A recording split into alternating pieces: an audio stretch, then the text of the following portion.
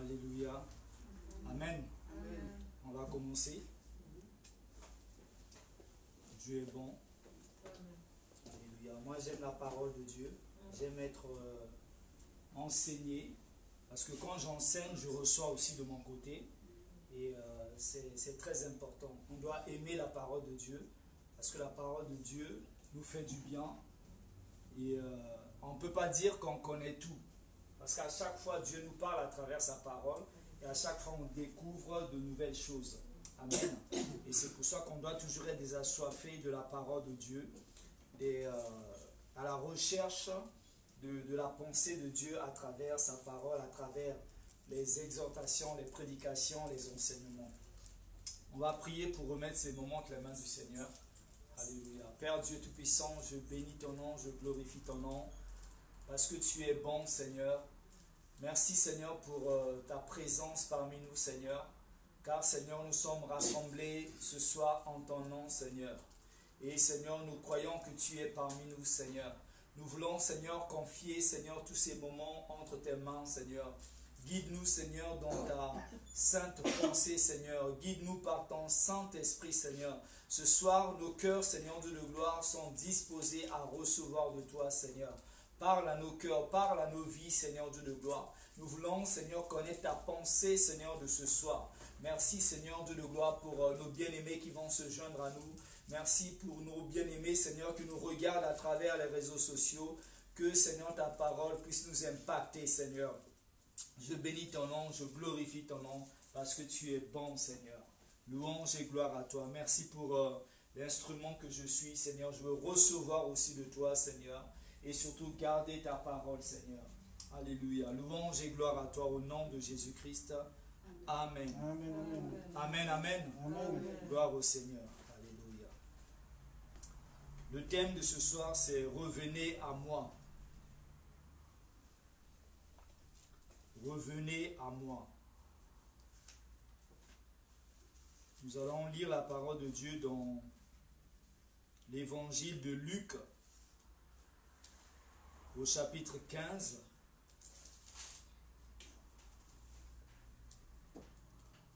Luc chapitre 15, de 11 à 32. Alléluia. Il s'agit d'une histoire que certaines personnes connaissent, d'une parabole. Et nous allons chercher à connaître la pensée de Dieu à travers ce message. Parce qu'à travers un verset, à travers un paragraphe, à travers un texte, Dieu peut nous parler de plusieurs manières. Alléluia. Amen. Donc Luc chapitre 15 de 11 à 32, je lis la parole de Dieu. Il dit encore, un homme avait 2 fils. Le plus jeune dit à son père, mon père, donne-moi la part de bien qui doit me revenir. Et le père leur partagea son bien.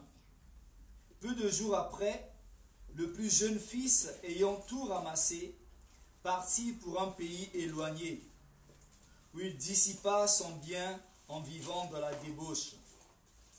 Lorsqu'il eut tout dépensé, une grande famine survint dans ce pays, et il commença à se trouver dans le besoin. Il alla se mettre au service des habitants du pays, qu'il envoya d'un des habitants du pays, qui l'envoya dans ses champs garder les pourceaux.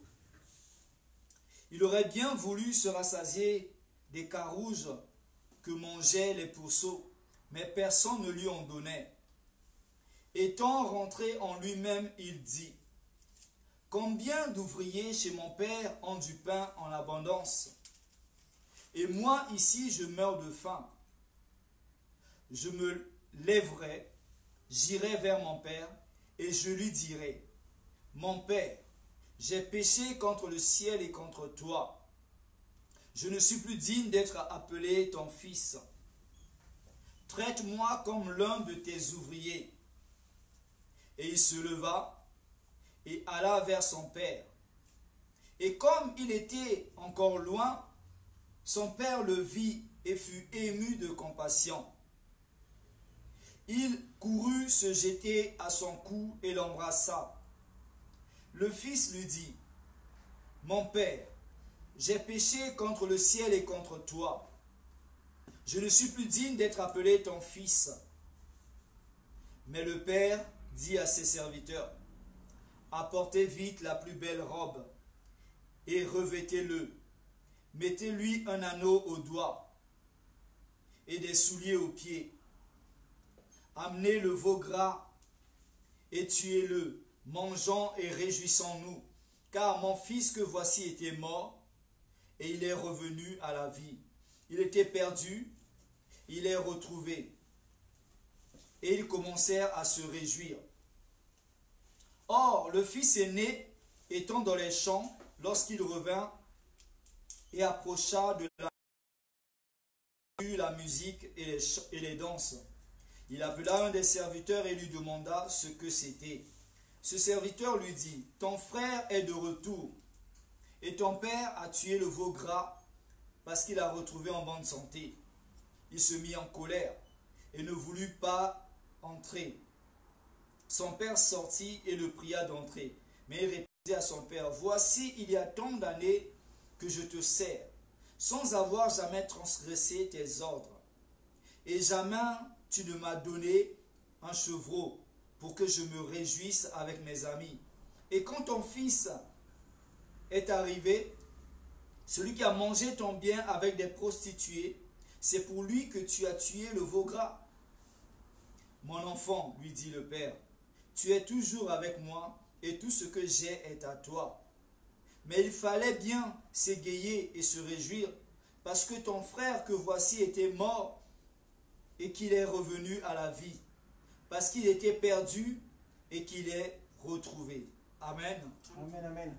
Voilà cette histoire que Jésus explique. L'histoire d'un père qui avait 2 enfants. C'était quelqu'un qui avait des moyens. Parce qu'on ne peut pas avoir des serviteurs sans avoir les ressources pour les payer. Alléluia. Donc, ses enfants travaillaient avec son père. Ils étaient dans l'abondance. Ils étaient dans la richesse. Ils étaient... Quand un enfant grandit dans une famille riche, l'enfant est dans la sécurité. L'enfant n'est pas dans le besoin. Tout ce qu'il veut, il aura parce que son père a des moyens. C'est ça la vie, c'est ce qui était la vie de ces 2 enfants. Et dans les familles, il y a toujours des enfants rebelles, des enfants qui sortent toujours de l'ordinaire. Et le plus jeune voulait se démarquer de la maison familiale, voulait aller explorer l'extérieur pour voir ce que ça allait. Il voulait au fait devenir indépendant, voir ce que c'est. Parce qu'il dépendait toujours de son père. Il voulait prendre son autonomie. Il voulait, par curiosité, peut-être découvrir le monde extérieur. Et il a pris le courage d'aller vers son père. Il a demandé à son père de lui donner sa part d'héritage. Et son père n'a pas discuté et lui a donné.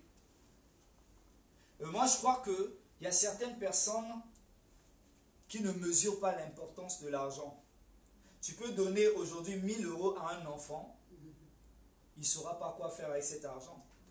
Ou il ne va pas mesurer l'importance, la valeur de cet argent. Parce qu'il ne l'a pas gagné, on lui a donné.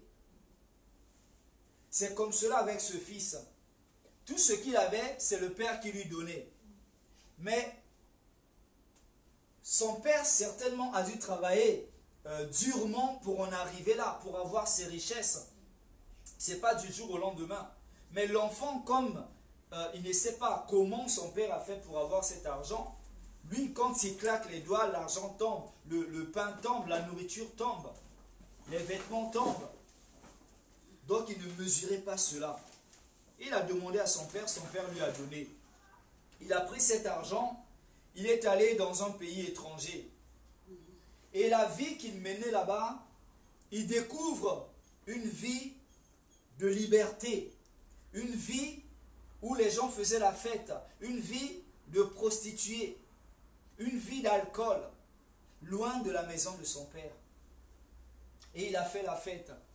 Puisqu'il ne connaissait pas la valeur de l'argent, il n'a pas su gérer son argent. Parce que quand il était chez son père, dès qu'il n'avait plus d'argent de poche, il demandait à son père. Mais là, il se retrouve dans une situation où il n'a plus d'argent. Qu'est-ce qu'il fait? Bon, d'abord par orgueil, je vais chercher du boulot. Et en plus, la famine tombe dans ce pays. Et il va travailler, on le met avec les pourceaux, qui gardent les pourceaux. Lui qui n'a jamais fait ça dans la maison de son père. Et il avait tellement faim, il voulait même manger ces miettes-là, personne ne lui en donnait. Et après, vous savez, bien aimé, Dieu nous parle toujours de notre voix intérieure, de notre conscience. Et il a fait un examen de conscience pour dire, mais tiens, je meurs de faim ici, alors que chez mon père, tout est en abondance. Même les ouvriers, ils ont de la nourriture en abondance. Il dit, non, je vais me lever, je vais aller vers mon père, lui demander pardon, afin qu'il me pardonne. Et il a pris cette décision. Alléluia. Amen. Donc plusieurs d'entre nous aussi, enfants de Dieu, nous nous éloignons de Dieu comme cet enfant, sans nous rendre compte. Des fois même c'est de façon volontaire. Lorsqu'on est dans la maison de Dieu, lorsqu'on est avec Dieu, Jésus dit, je vous donne la vie en abondance. Il y a la garantie avec Dieu. Il y a la sécurité.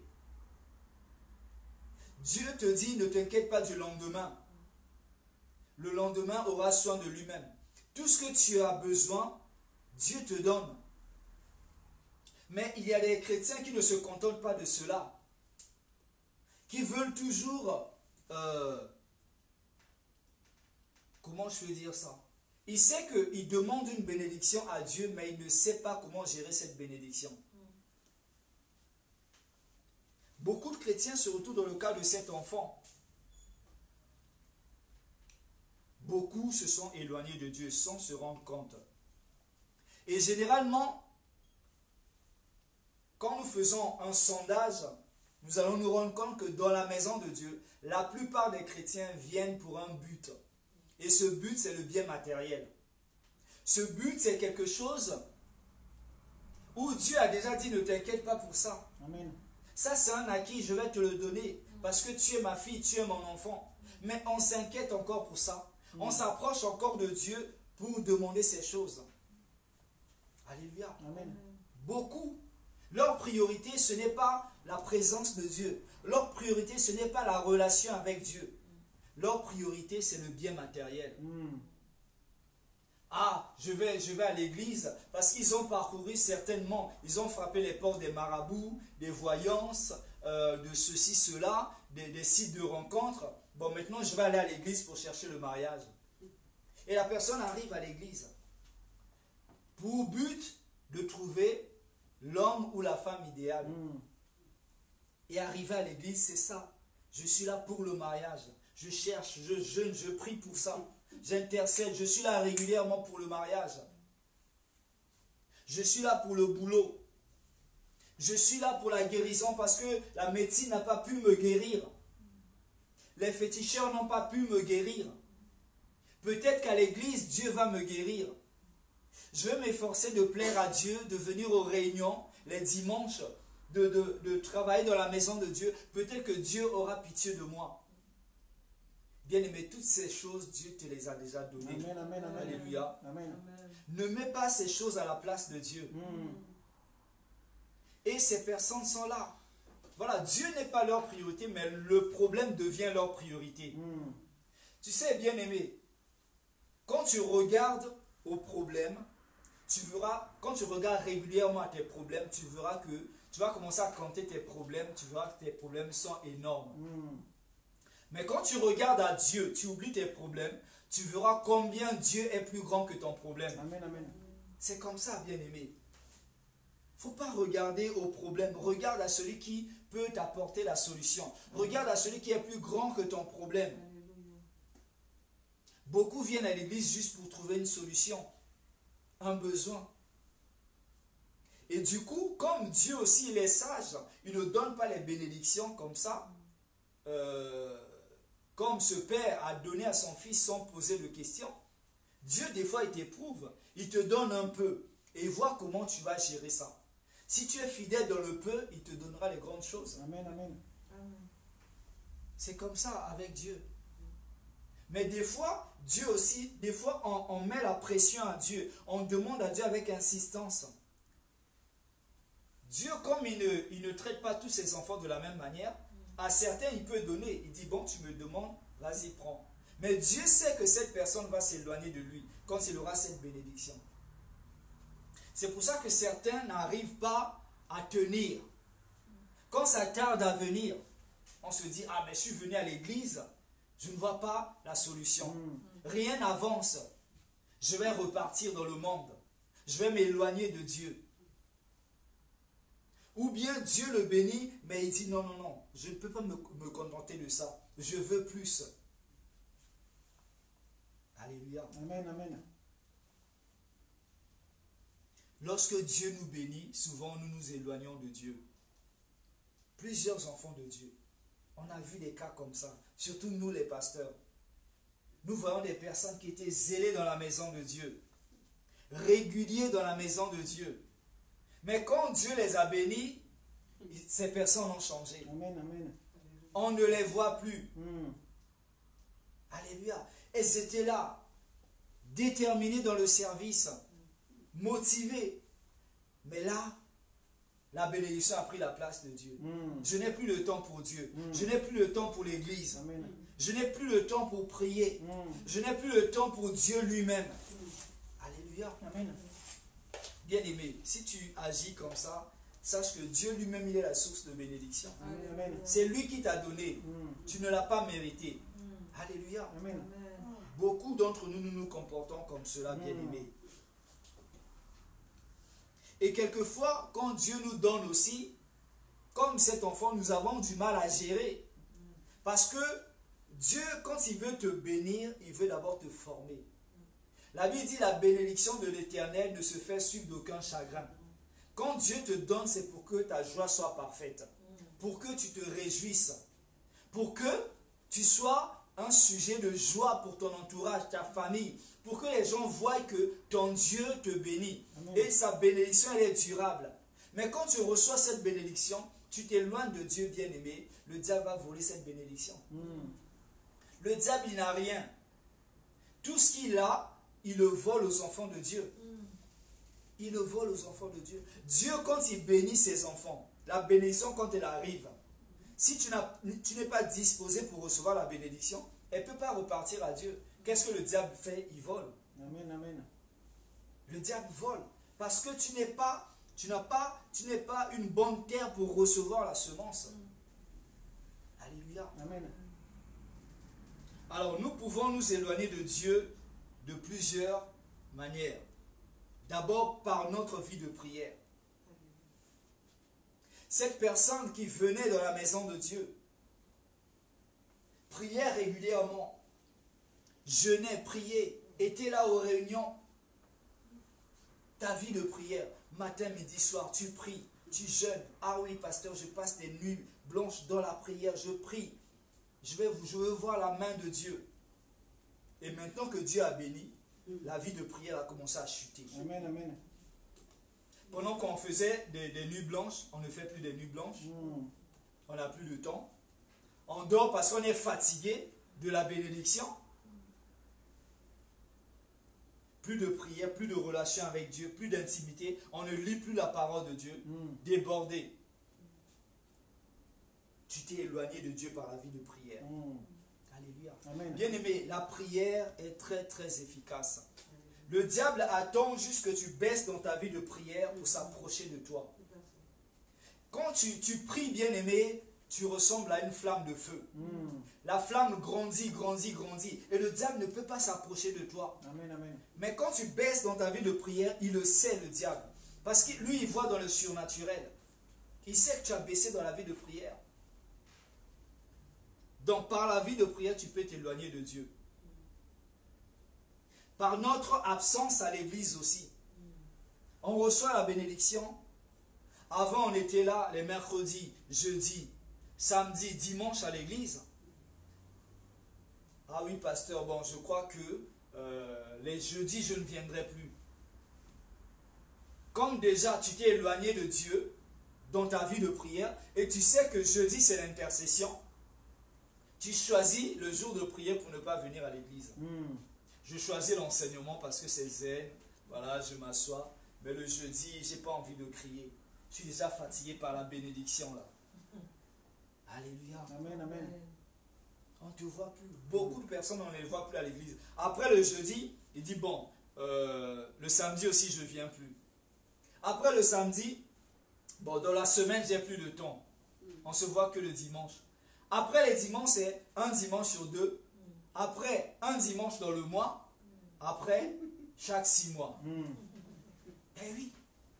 Et quand tu vois ces personnes, tu les rencontres, même si tu ne leur poses pas la question, ils vont commencer à se justifier. Ah oui, tu sais, c'est compliqué. Amen, amen. Mais quand tu étais dans le problème, c'était compliqué aussi. C'est ça. Là, tu es dans la bénédiction, tu dis que c'est compliqué. Voilà. On peut s'éloigner de Dieu aussi par les dîmes et les offrandes. Dieu dit dans Malachie, on va lire dans Malachie 3, 7 à 8.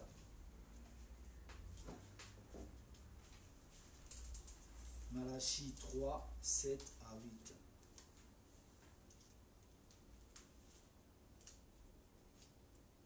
Depuis le temps de vos pères, vous vous êtes écartés de mes ordonnances. Vous ne les avez point observées. Revenez à moi et je reviendrai à vous, dit l'Éternel des armées. Et vous dites, en quoi devons-nous revenir? Un homme trompe-t-il Dieu? Car vous me trompez. Et vous dites, en quoi t'avons-nous trompé? Dans les dîmes et les offrandes. Quand tu cherchais ta bénédiction, donc ça veut dire que tu donnais à Dieu avec intérêt. Dans le but de, je donne à Dieu pour que Dieu me donne aussi. Donner, donner. On ne donne pas à Dieu comme ça, bien-aimé. Quand tu donnes à Dieu, c'est avec joie, avec plaisir que tu donnes à Dieu. N'attends pas que quand Dieu te donne, tu reçois quelque chose. Ce n'est pas un jeu de loto. Ce n'est pas un investissement avec intérêt. Sachant que Dieu lui-même ne doit à personne. Dieu va te bénir. Mais ne viens pas donner avec cette attitude-là. Alléluia. Donc beaucoup de personnes avant donnaient comme ça. Ah, je donne. Je bénis Dieu. Offrande spéciale pour les travaux. Je donne. Ah, je bénis le pasteur. Ah, dans l'église, qu'est-ce qui manque? Je bénis. Je donne une enveloppe. Parce qu'elle attendait la bénédiction. Maintenant qu'elle a reçu la bénédiction, elle ne donne plus à Dieu. Ah bon, je vais maintenant choisir. Comme la dîme est très importante, je vais donner que l'offrande. Après l'offrande, c'est des pièces rouges. Après, ce n'est plus rien. Même la dîme de Dieu, on ne donne plus. Alléluia. La dîme est obligatoire pour un enfant de Dieu. Et l'offrande n'est pas obligatoire. L'offrande, tu donnes comme tu as résolu dans ton cœur, mais la dîme est obligatoire pour les enfants de Dieu. Amen, amen. Et c'est dommage parce qu'aujourd'hui, beaucoup de chrétiens sont dans la confusion. Ils disent que ce n'est pas obligatoire de donner la dîme, que non, c'était à l'époque de la loi. Qui vous a dit ça? La dîme a commencé même avant la loi. Amen, amen. Alléluia. Amen. Et quand on donnait, la première dîme a été donnée à Melchisédek. Mais dans le Nouveau Testament, on dit que Christ est Melchisédek. Amen. Alléluia. C'est lui la représentation. Donc quand on donne la dîme, c'est à Jésus qu'on donne. C'est à son église qu'on donne. Amen. Alléluia. Sinon on est dans la désobéissance. Donc quand tu ne donnes pas, tu t'es éloigné de Dieu aussi. Parce que Dieu dit, tu t'es éloigné de mes ordonnances. Dieu dit, tu me voles. On ne peut voler que ce qui ne lui appartient pas. La dîme ne t'appartient pas. Si tu ne donnes pas ta dîme, tu voles Dieu. Ça ne t'appartient pas. Les 10% c'est à Dieu. Le reste c'est à toi. Tu peux faire ce que tu veux. Alléluia. Amen. Par l'absence dans le service aussi. On le voit. Beaucoup de personnes qui servent Dieu dans le service, quand ils reçoivent la bénédiction, quand ils sont dans le besoin, ils cherchent. Pasteur, je veux servir. Ah, tu veux servir, d'accord. Rentre dans le service. Et maintenant que la personne de la bénédiction a... Mon mari dit que je suis trop à l'église. Ah, pasteur, je vais commencer à venir. La personne commence à choisir ses dates même. Alléluia. Amen. Ça, c'est un danger, bien aimé. Ça, c'est un danger. C'est pour ça qu'on vous dit, mettez-vous avec des personnes qui partagent la même foi que vous. Tu te mets avec, sous un joug étranger, la personne va te combattre. Amen. La personne va t'empêcher de venir à l'église, t'empêcher d'avoir une relation intime avec Dieu. Ça sera le calvaire. Comme nous, on a nos yeux fixés sur le matériel, et voilà, quand on voit un homme qui a le matériel aussi, qui brille aux yeux, on va vers cet homme. Même si le pasteur dit non, moi je veux cet homme, pasteur. Et après, c'est des problèmes. Beaucoup de personnes n'écoutent pas les pasteurs. Amen. Et ils viennent vers les pasteurs quand il est déjà trop tard. Quand le problème a déjà pris des racines. C'est là où on vient dire, pasteur, je suis dans les problèmes. Mais là, c'est trop tard. Qu'est-ce qu'on va faire? Fallait venir avant. Venez voir les pasteurs quand le problème commence. Pas quand il est trop tard. Alléluia. C'est pas facile d'être pasteur. Alléluia. Donc, beaucoup s'éloignent aussi par le service. On peut s'éloigner de Dieu par le péché. Alléluia. On est venu à Dieu. Dieu nous a bénis financièrement. Et on devient orgueilleux. On commence à mener une vie qui ne glorifie pas Dieu. Comme cet enfant qui était dans la maison de son père. Quand il est sorti, il est allé loin et commence à mener une vie de débauche. Beaucoup de chrétiens sont comme ça. Quand ils s'éloignent de Dieu, c'est la vie de péché. Puisqu'on n'a plus la vie de prière, puisqu'on n'a plus la vie d'église qui nous booste, qui nous fortifie, qui nous consolide, on est exposé. Et là, le diable peut nous manipuler. Amen, amen. On n'a plus la force, le courage de vaincre la chair, de dire non au péché. Parce qu'on s'est éloigné de Dieu. Vous savez, quand on est dans la maison de Dieu bien-aimé, on puise notre force dans l'onction collective. Alléluia. On puise notre force dans la vie de prière. Amen, amen. Quand nous prions ensemble, quand nous prenons la Sainte Seine ensemble, quand nous avons des activités ensemble. Parce que nous partageons les activités de Dieu. Amen, amen. Nous sommes de l'amour agapé. Alléluia. Alléluia. Mais quand nous sommes éloignés de l'église, le diable met autour de nous des personnes qui seront négatives. Des personnes qui n'auront pas le même langage que les frères et sœurs en Christ. Et on commence à s'éloigner. Ah ben oui, vas-y, on va aller prendre un verre. Après un verre, c'est 2 verres, 3 verres, une bouteille. Après on boit de nuit, après c'est fini. Après c'est fini. Et beaucoup qui sont dans le péché, quand ils voient, vous savez, nous des fois, même si les personnes ne nous disent pas, nous les pasteurs, on voit une personne, on sait que cette personne est dans le péché. Il y a beaucoup de choses qui trahissent ces personnes. La personne, des fois, ne t'aborde plus comme elle t'abordait avant. La personne t'évite. La personne devient évasive. Et là, ça attriste le cœur. Parce que le pasteur, ce qu'il veut, il a la responsabilité de prendre soin des brebis, de les nourrir. Mais quand il voit une brebis s'écarter, une brebis repartir dans le monde, ça attriste le cœur d'un berger. Amen, amen. Ça attriste. Alléluia. Amen. Donc nous pouvons nous éloigner de Dieu aussi par le péché. Le fils a fait un examen de conscience. Il a réfléchi.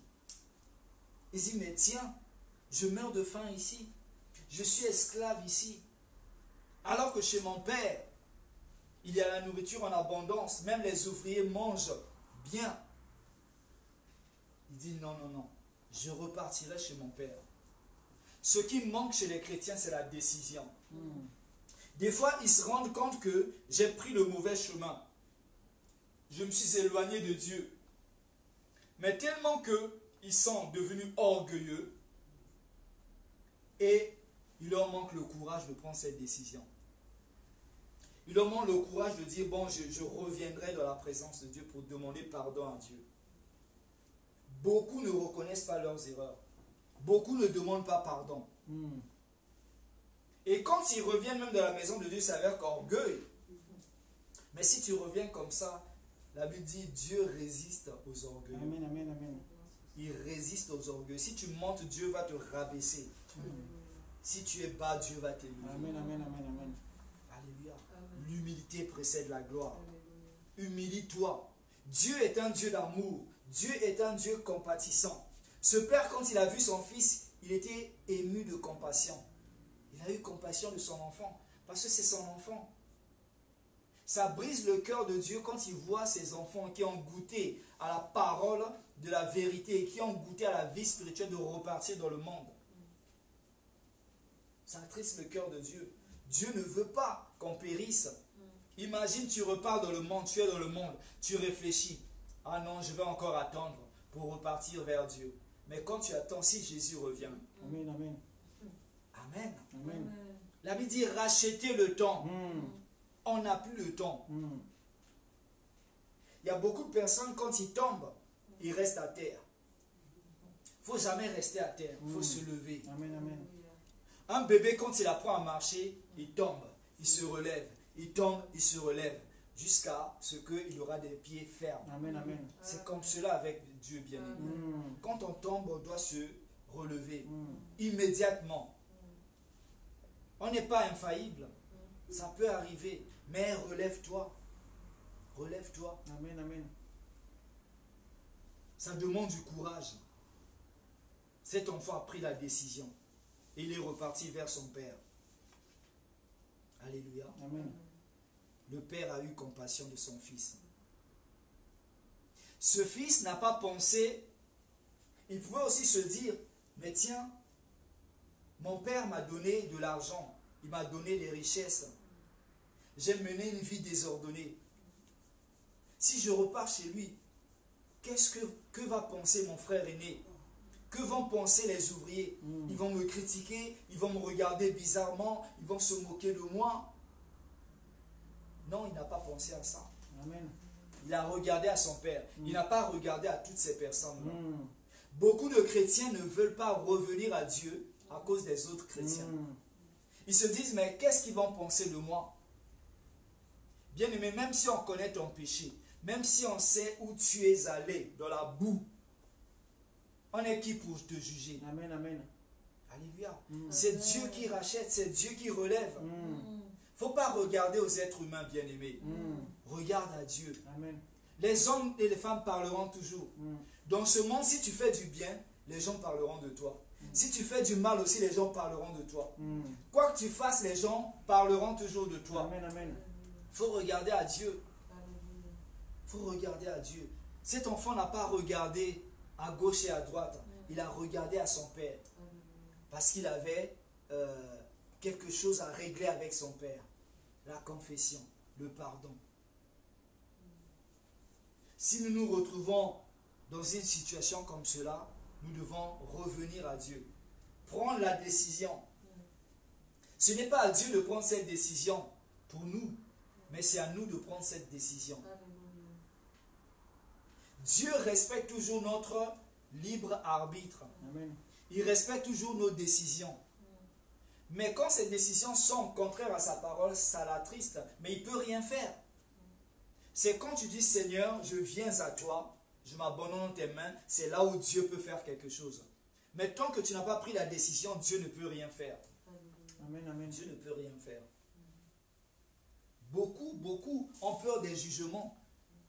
Ah oui, mais qu'est-ce que l'Église va penser? J'ai été guéri à l'Église. Je n'ai même pas témoigné.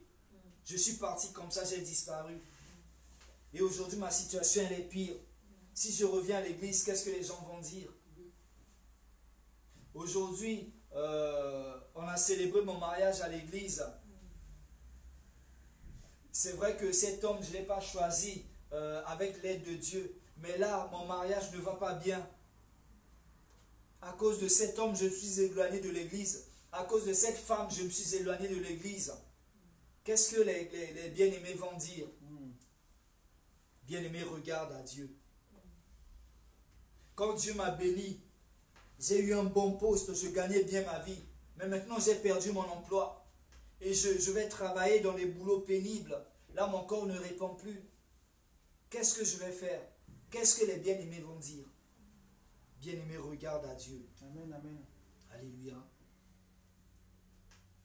N'ayez pas peur des jugements des autres. De ce que les gens vont dire de vous. Alléluia. Reviens à Dieu si tu t'es éloigné de Dieu. Amen, amen. Dieu te pardonnera. Ne regarde pas aux gens. Ne regarde pas, n'écoute pas ce que les gens vont dire. Ne fais pas attention au regard. Regarde à Dieu. Je sais que Dieu est en train de parler à une personne. Amen, amen. Je ne connais pas ta vie, mais c'est Dieu qui connaît ta vie. C'est Dieu qui connaît le chemin que tu as emprunté. Dieu te dit aujourd'hui, prends la décision de revenir à lui. Il dit, reviens à moi. Il est encore temps. Amen. Il y a un moment où il sera trop tard, bien-aimé. Il ne faut jamais ramener les choses à demain. Quand Dieu parle, tu prends la décision aujourd'hui et tu te lèves. Cet enfant prodigue s'est levé et il est allé vers son père. Il est temps pour toi, bien-aimé, de te lever, de revenir dans la maison de ton père, de revenir dans l'onction collective, dans la vie de l'église. Dieu a besoin de toi. Dehors, tu es exposé. Même si tu crois que tu as des biens matériels autour de toi, tout cela n'est que vanité. Tout cela n'est que éphémère. Dieu te dit aujourd'hui, reviens à moi. Je ne connais pas ta vie, mais Dieu connaît ta vie. Dieu te parle, cette parole perce ton cœur. Dieu veut que tu changes aujourd'hui. Dieu veut que tu prennes la décision aujourd'hui. Personne ne va te juger. Même si les gens te jugent, regarde à Dieu. Aujourd'hui, je te dis, Dieu te dit, reviens à lui. Et nous sommes là pour t'écouter. Nous sommes là pour t'accompagner. Nous sommes là pour prier pour toi. Alléluia. Amen. Et c'est la parole de Dieu. La Bible dit que nous devons prêcher la parole de Dieu, quelles que soient les circonstances, Amen. favorables ou pas. Même si cette parole t'a blessé, t'a percé ton cœur, même si tu pleures là où tu es, c'est pour ton bien, c'est pour ton salut. Ce père disait, mon enfant qui était mort est revenu à la vie. Il était perdu, il est retrouvé. Tu es mort, bien-aimé. Quand on se sépare de Dieu, on est mort spirituellement. Tu crois que tu es là, vivant, mais le diable est en train de te manger à petit feu. Prends la décision, bien-aimé. Reviens à Christ. Amen. Reviens à Christ dans ses bras. Il va te pardonner. Et relève-toi. Amen. Alléluia. Prions le Seigneur. Alléluia. Oh Père Dieu Tout-Puissant, je bénis ton nom, je glorifie ton nom, Seigneur. Merci, Seigneur, pour ce message de ce soir. Merci, Seigneur Dieu de gloire, pour les cœurs qui ont reçu ce message, Seigneur Dieu de gloire. Je sais que tu as parlé à des cœurs, Seigneur. Et je te prie, Seigneur Dieu de gloire, de donner la force à ces personnes de prendre leurs décisions. Parce que ce n'est pas à toi de prendre la décision, c'est à eux de prendre cette décision. Et je sais que tu es un Dieu compatissant, tu es un Dieu d'amour, tu es un Dieu de miséricordieux. Tu vas les accueillir, Seigneur. Je bénis ton nom, Seigneur. Que cette parole, Seigneur, porte du fruit, Seigneur. Sois loué, sois béni, sois glorifié, Seigneur. Au nom de Jésus-Christ, j'ai ainsi prié. Amen. Que Dieu vous bénisse. Amen.